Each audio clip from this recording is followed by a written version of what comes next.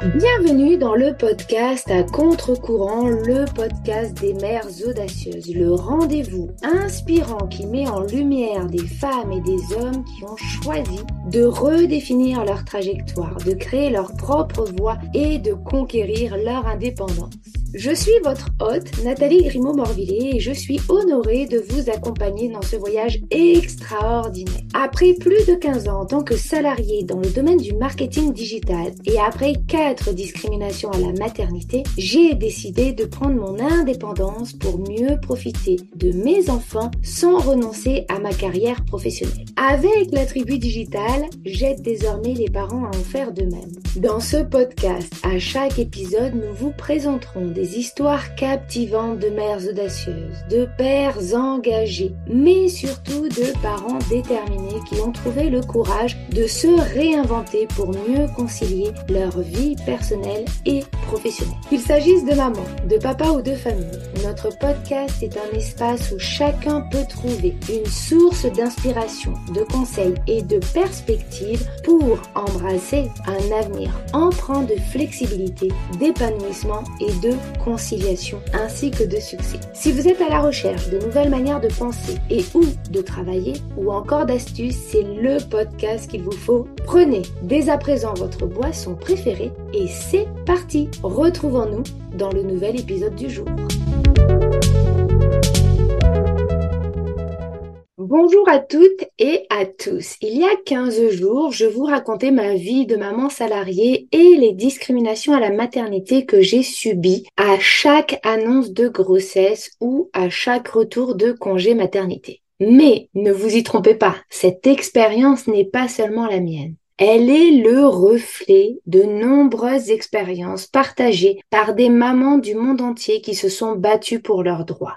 Combien de récits similaires j'entends depuis 2019? Je ne saurais les comptabiliser tellement ils sont nombreux. Aujourd'hui, le simple fait d'être maman ou souhaiter le devenir peut nuire à une carrière professionnelle. Ce n'est pas nouveau et même si les droits des femmes ont évolué depuis le début du XXe siècle, il reste encore énormément à faire, notamment pour les mères dans le monde professionnel. Personne n'osera dire face au monde qu'une femme qui tombe enceinte est un problème pour une entreprise, mais nombreux le penseront à voix basse. Ainsi, ancrée dans notre société patriarcale, une femme ne peut pas être une mère présente pour ses enfants tout en ayant une carrière professionnelle épanouie. D'ailleurs, la société entière le lui fait bien comprendre. Elle doit travailler comme si elle n'avait pas d'enfants et doit s'occuper de ses enfants comme si son seul métier était mère au foyer. Pour celles souhaitant devenir mères, elles doivent choisir. À partir du moment où elles choisissent d'avoir des enfants, le message est clair pour l'entreprise. Elles ont choisi de privilégier leur vie personnelle au détriment de la performance de l'entreprise et doivent donc en subir les conséquences. Mise au placard, absence d'augmentation, de paiement de commission ou encore de primes, diminution des tâches et des missions sous prétexte de bienveillance, négociation de départ et dans le pire des cas, licenciement avec arguments fallacieux. Tout est prétexte pour les entreprises à maltraiter les femmes devenant mères, mais personne n'ose l'annoncer haut et fort. En effet, nous avons toutes et tous une maman. Nous respectons dans notre société toutes et tous notre mère qui nous a mis au monde. Dans la grande majorité des cas, nous a aussi éduqués, choyés, câlinés, n'a pas compté ses heures afin que nous devenions des adultes bien dans nos baskets. Comment la société pourrait officiellement dénigrer les mères? Impossible, du moins dans les apparences. Ainsi, début 2017, je me retrouvais donc à nouveau exclue d'une entreprise car j'avais donné naissance à ma petite dernière, Elsa. Dans un premier temps, je me mettais en quête d'un nouvel emploi. Tout le monde me disait qu'avec 4 enfants, de toute manière, je ne pouvais pas rester sans emploi. Tout le monde, sauf mon mari. Mon mari, lui, avait cheminé bien avant moi sur sa propre conciliation vie professionnelle, vie personnelle. Et il me poussait à lancer une activité d'indépendante comme lui l'avait fait en 2014 pour travailler de chez moi et être plus présente auprès de mes enfants. J'avais aussi en 2011 créé un statut d'auto-entreprise qui me permettait de gérer quelques campagnes digitales d'anciens clients d'agence qui étaient revenus me chercher à mon retour en France et je donnais aussi quelques cours tout au long de l'année en marketing digital en école de commerce parisienne. Début 2017, je commençais ma reconstruction après le harcèlement subi. Ce dernier aussi bien d'un point de vue personnel que professionnel, car j'avais perdu toute confiance en moi après les 8 mois difficiles que je venais de vivre et le licenciement avec des arguments fallacieux comme cerise sur le gâteau. Au fur et à mesure que nous avancions dans l'année 2017, le statut d'indépendante me faisait de plus en plus de l'œil, d'autant qu'au chômage, j'organisais mes journées comme je le souhaitais. J'étais active, voire très active, car ceux qui me connaissent savent que je ne sais pas m'arrêter, mais complètement différemment. Je me rendais aussi compte que je passais plus de temps de qualité avec mes enfants. Je courais moins et surtout, j'évitais de perdre un temps indéfini dans les transports en commun. Je décidai donc, mi-2017, de tester quelques clubs d'entrepreneurs, juste pour voir, de parler de mon activité de marketing digital, également juste pour voir, et de relancer mon réseau professionnel pour les tenir informés de mon lancement d'activité, là encore, juste pour voir. Quelle ne fut pas ma surprise quand rapidement certains clients se montrèrent intéressés. Ils en avaient marre des grosses agences qui prenaient des honoraires astronomiques pour qu'ils soient gérés finalement par des stagiaires ou des contrats d'alternance. Ainsi, je me rendis compte que mon parcours et mes compétences en marketing digital pouvaient intéresser des entreprises, même si je ne faisais plus partie d'une agence ou d'une entreprise, et que ces dernières étaient prêtes à me payer à ma juste valeur. L'année 2017 se solda par la récupération d'un gros contrat. Un de mes anciens contacts d'agence m'appela un jour de décembre pour m'expliquer qu'il risquait de perdre un gros annonceur car tous les seniors de l'équipe avaient donné leur démission et étaient partis et les stagiaires étaient livrés à eux-mêmes. Ils faisaient ce qu'ils pouvaient, mais malheureusement, ce n'était pas suffisant. Je commençais donc une prestation sur 2 mois pour remettre en ordre toutes les campagnes de marketing digital de ce client, mais également rassurer la cliente. Au bout de 2 mois, ma prestation arrivait à échéance et la cliente, ne voulant pas me perdre, insista auprès de l'agence pour garder ma prestation. Et à ce jour, je suis d'ailleurs toujours prestataire chez cette même agence pour le même client. Cette expérience m'a permis de retrouver une certaine confiance en moi. Et en 2018, je décidai de développer mon activité d'indépendante à 100%, d'arrêter de chercher un emploi en CDI et de rejoindre mon mari au sein de son agence digitale afin que nous puissions élargir l'offre globale auprès de nos clients.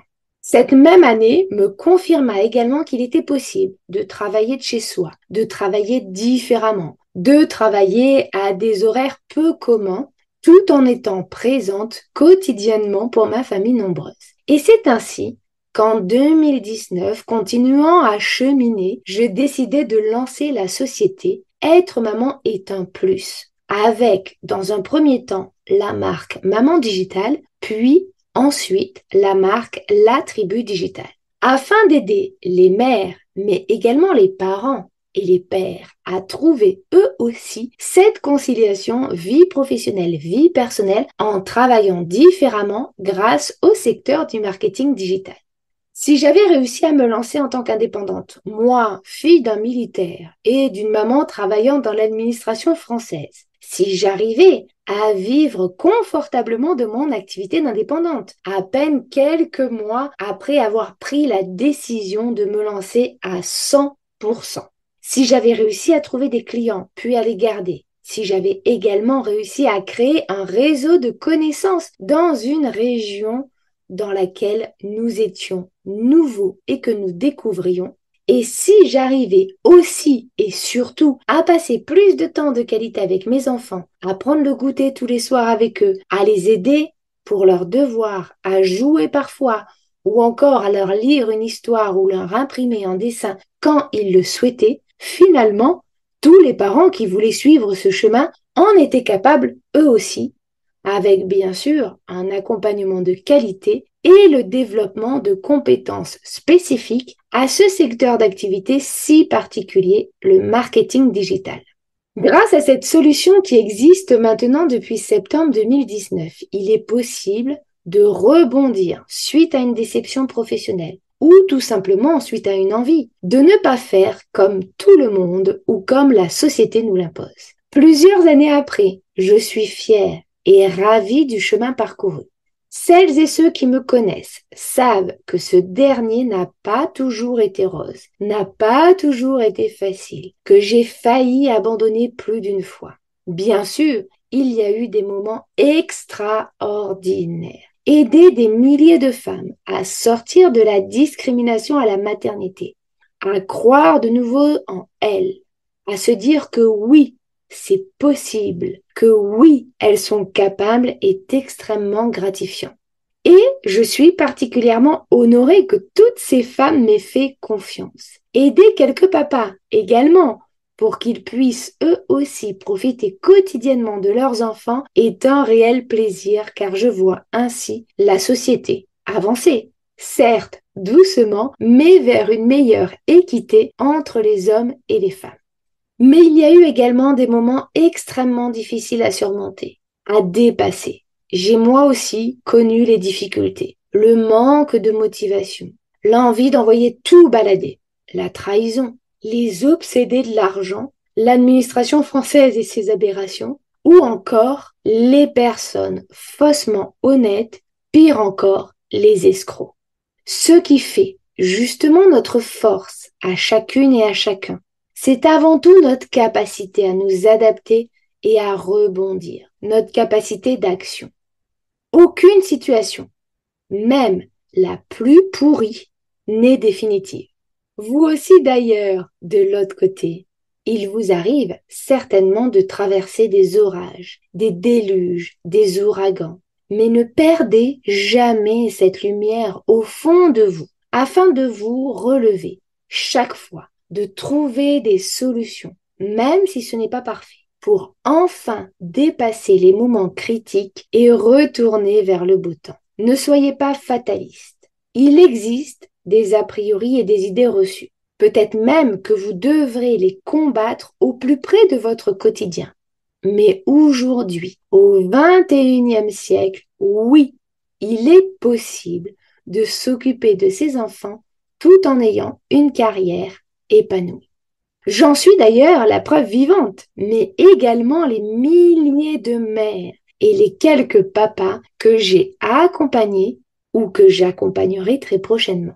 Ainsi, j'ai hâte de vous faire découvrir ces nombreuses mères qui ont eu le courage de se mettre en action, de se reconvertir pour ne plus subir leur vie, mais en devenir actrices. J'ai hâte de vous faire découvrir ces papas qui montrent le chemin d'une manière de travailler et de s'occuper de ses enfants différente. Alors restez avec moi pour découvrir ces parcours, ces histoires enrichissantes, mais également les conseils et astuces de celles qui ont suivi un chemin hors norme pour que ce dernier devienne leur propre norme. Ainsi, c'est la fin de ce deuxième épisode.